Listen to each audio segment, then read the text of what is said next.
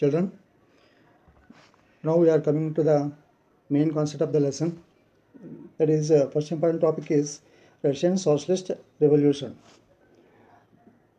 Socialist Revolution. Socialist means here the revolution of the people. All the people of Russia, they started one revolution against the government. The government belongs to Tsar. Tsar means he was a king of Russia. So we call it as Tsarist Russia. Tsarist Russia was a vast landmass spread over two continents. Russia is the largest country in Asia. It covers Asia and Europe. So it is a twin continent country, we can say. And making it a Euro-Asian power, it had third largest population in the world, nearly 156 million after China and India. The largest populated country now it is China. Second one is India, and third country is Russia with 156 million people. It comprises of several nations like the Russia, Ukraine, Uzbekistan, Kazakhstan, Tajikistan, Turkmenia, etc. So it is a combination of different small kingdoms at the time of Tsar. Ukraine, Uzbekistan, Kazakhstan, Tajikistan, Turkmenia. These are the small kingdoms around that main Russia. The livelihood of most Russians were derived from agriculture, and control over land was the basic cause for struggle between peasants and feudal lords. So the main reason for this revolution is the topic of land. Here, the land acts are very severe because most of the land of the people are in the hands of feudal lords. So the feudal lords will keep under control by them, the land by them, and the landowners of the owners of the land, they will work under the control of these feudal lords by paying more taxes. So the feudal lords owned most of the lands, and most peasants paid rent for the land they tilled. Rent means here the tax. Russian Revolution changed the political scenario of Russia. So politically also the Russia scene here fully changed. The Tsar Empire was transformed into Russia. During 1900, 1950, there were drastic changes in the world, politically, economically, and socially. There were continuous struggles for land between peasants and feudal lords. So this is the main reason for the Russian Socialist Revolution in the country. So next important topic is March Revolution. Here when the Russian Revolution is going on, automatically, spontaneously, the other revolution also started by the people against this Tsar. So the Tsar Nicholas II ruled over his vast Russian empire like any autocrat with the help of the army and bureaucracy.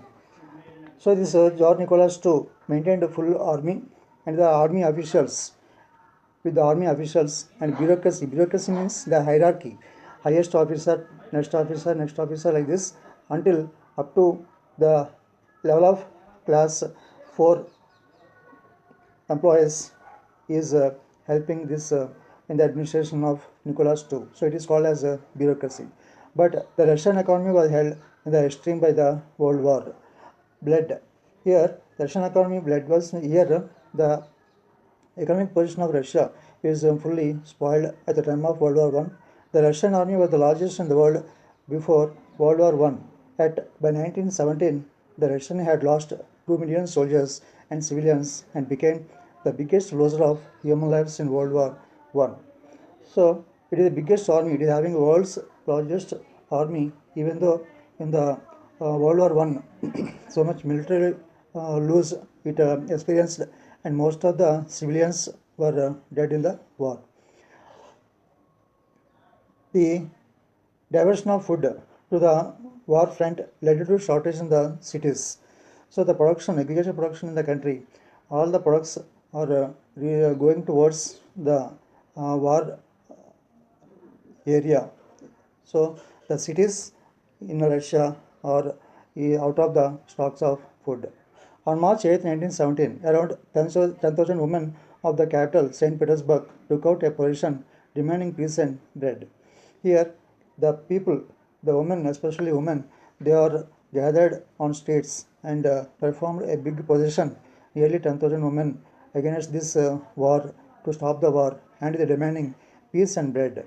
Workers joined them in this protest, unnerved at the protest in the capital. Workers of the factory workers also joined, and ordinary civilians also joined in this position.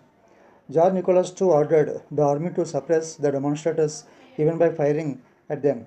So Nicholas II, without kindness, he ordered army to suppress the demonstrators, to spread out these demonstrators even by firing at them. Instead, the soldiers joined the demonstrators. In just 2 days, the situation went so much out of hand that the Tsar abdicated and non-aristocratic Russians made a provisional government.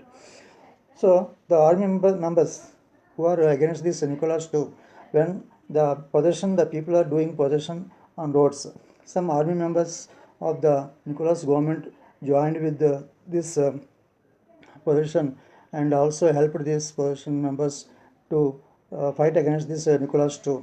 And this like this, the aristocratic Russians made a provisional government by throwing this Nicholas II from the throne down. This was first Russian Revolution of 1917, and it was called the March Revolution. So this is the very biggest revolution after this Russian Revolution in Russia. Immediately, another revolution at the end of October, another revolution was started. That is October Revolution. A big revolution was made later in October 1917, and it was not spontaneous. Some important reasons are there. It is not spontaneously started. The liberals and aristocrats who ruled Russia after the abdication of the Tsar decided to continue the war to preserve the honor of the fatherland. And after this revolution, the liberals and aristocrats, liberals means who are relieved from the rule of this Nicholas II. When the Nicholas II was abdicated, the liberals who are freed from Nicholas, they also joined with Soviets, means who are doing position on roads, and aristocrats who ruled Russia after the abdication of the Tsar decided to continue the war to preserve the honor. So they don't want to stop the war, even though they are doing positions on roads, stop the war. So they continued war, and they began to organize themselves in committees. These all Russian people started to organize a small committees. These committees were called as Soviets. Soviets means nothing but the people who are against this aristocratic government. The committees, all these committees joined together and they formed as Soviets. These Soviets were the voice of soldiers, industrial workers, and rural population. Soviets means nothing but industrial workers and small farmers. All together they formed these committees. The power of common people. So the power of common people expressed through a group of Soviets, they are called as Bolsheviks. And these Bolsheviks altogether formed one Bolshevik party in Russia.